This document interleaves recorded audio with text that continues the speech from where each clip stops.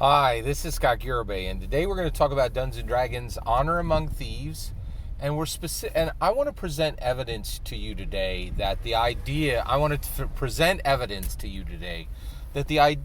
Dungeons and Dragons: Honor Among movie is a fun popcorn film is really ludicrous, and it's based on ignorance, right? And it's based on preconceived notions that are simply wrong, right? So let me give you some evidence of that. All right. So first of all, my point is that Dungeons and Dragons: Honor Among Thieves is that Daly and Goldstein, the designers, literally went to the design team of Dungeons and Dragons, and so basically my concept is that Dungeons and Dragons is not a game. That the Gary Gygax, in my humble opinion, Gary Gygax built Dungeons and Dragons from the ground up. It was never a game. It was never a game on day one. It's not a game on day now, right? It's a tool for human flourishment, right? And we can find life lessons in Dungeons and Dragons constantly.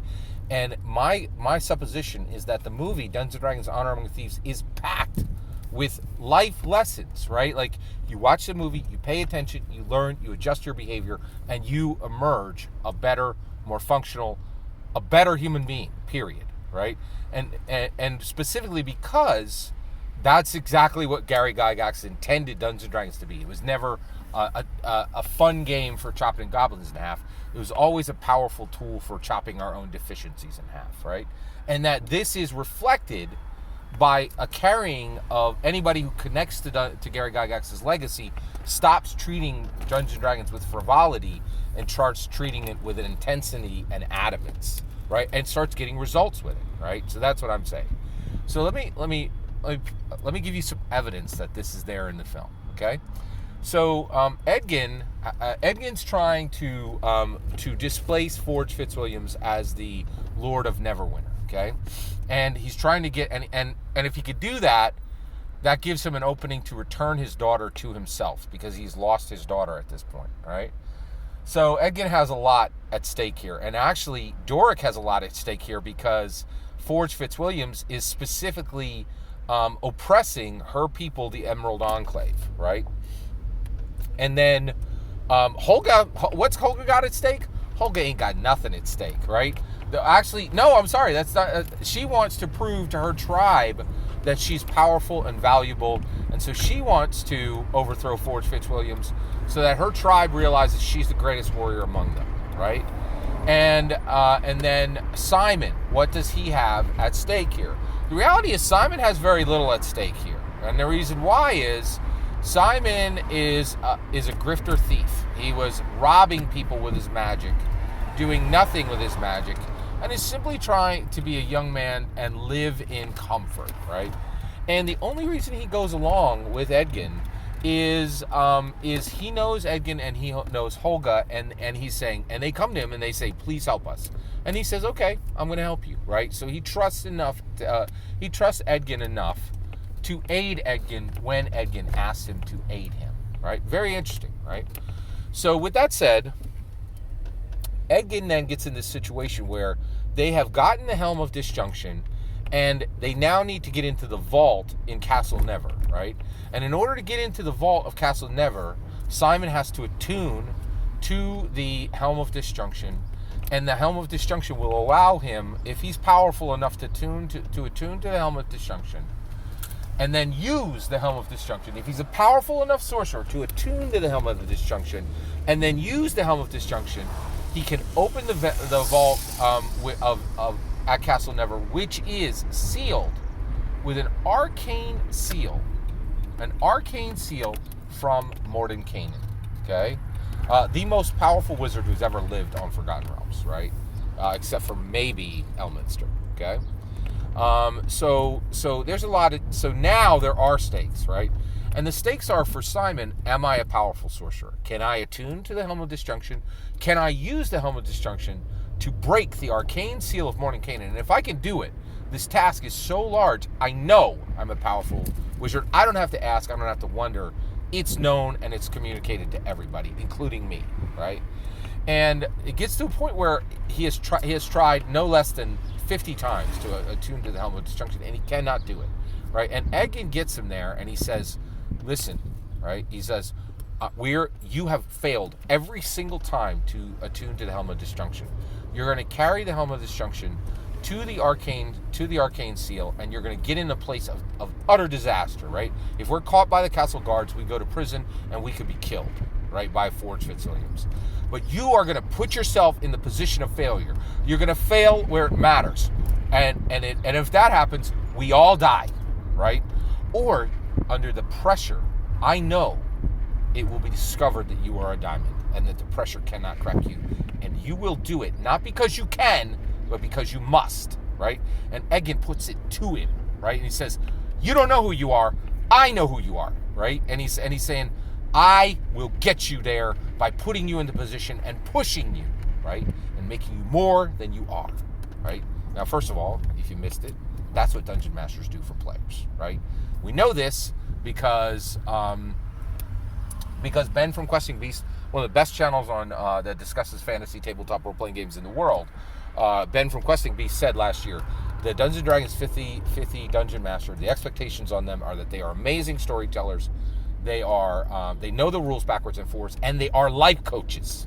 He said it flat out, right? Like, and I totally agree with him. And why would we have that expectation? Matthew Mercer, he made every one of his players a millionaire, literally, right? So the idea that Dungeon Masters don't transform their players into better people with more in their lives is ludicrous at this point, right? It's not even a debatable subject anymore. I don't know why we continue to debate it because I get people who come up in my comments every single day and debate it because they like just can't look at red and see, oh, that's red, right? Like, yeah. Anyway, all right.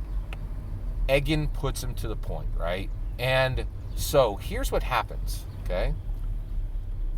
Simon goes, he puts himself under the pressure, and sure enough, the pressure turns him into a gleaming diamond.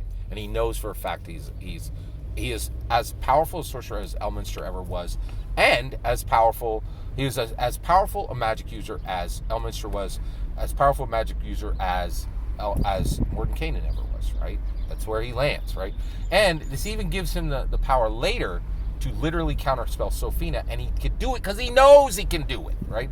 There's no more question in his head if he's the Mac when it comes to magic use, right? He knows it, right? So what's interesting is, okay, right? So you're like, that's a nice storyline, character evolves, right? But what I'm saying is that this is specifically, right? Specifically a life lesson put into it. And we are reminded specifically by Daly and Goldstein that this isn't coincidence. This is all intentional. This is all intentional, right? When do we see that?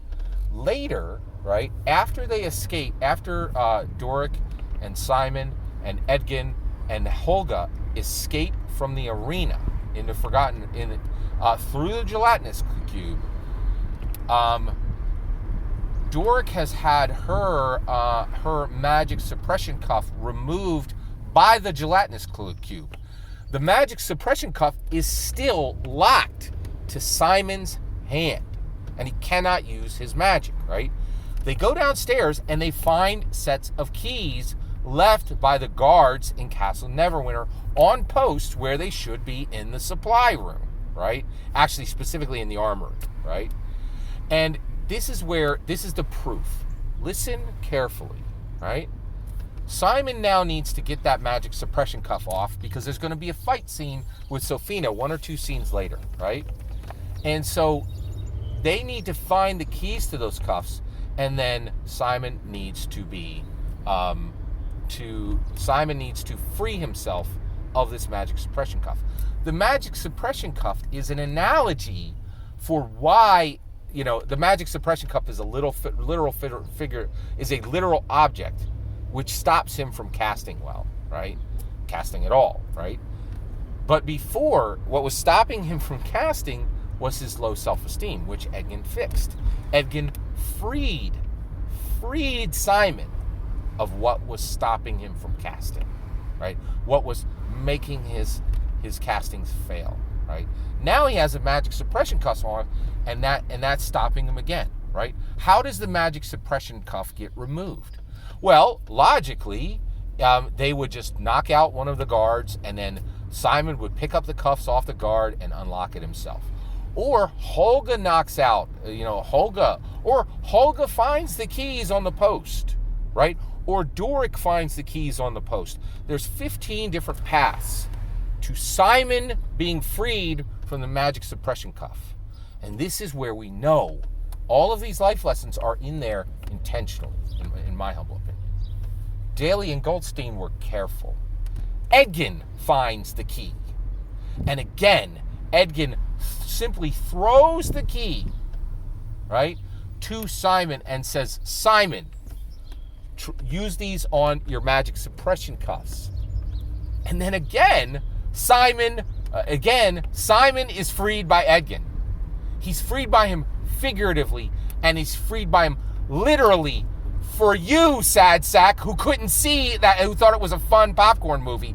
But Daly and Goldstein are screaming from the narrative. This is intentional. We intend to change you. This isn't Super Mario Brothers made by Shigeru Miyamoto with all the meaning and all the purpose and all the philosophy taken out. This is purposeful, right? We intend to change you. Gary intended to change you from day one, right? We're not telling sad sack useless stories here, right? There's meaning, purpose. There's discussion of science, theology, philosophy, politics here. This ain't a popcorn movie, right? So go back and just tick them off, right? Go find your Ben Burns, who are like, oh, this movie is as deep as a puddle. No, Ben Burns, you are as deep as a puddle, right? Like, you refuse to open your eyes, right? And this is my point. The proof is right in the movie. It is intended to change us. Every single word of that is my humble opinion. What's important is when I get to your humble opinion, when you get in the comments and send your traffic. Please consider liking and subscribing, and have a wonderful millennium.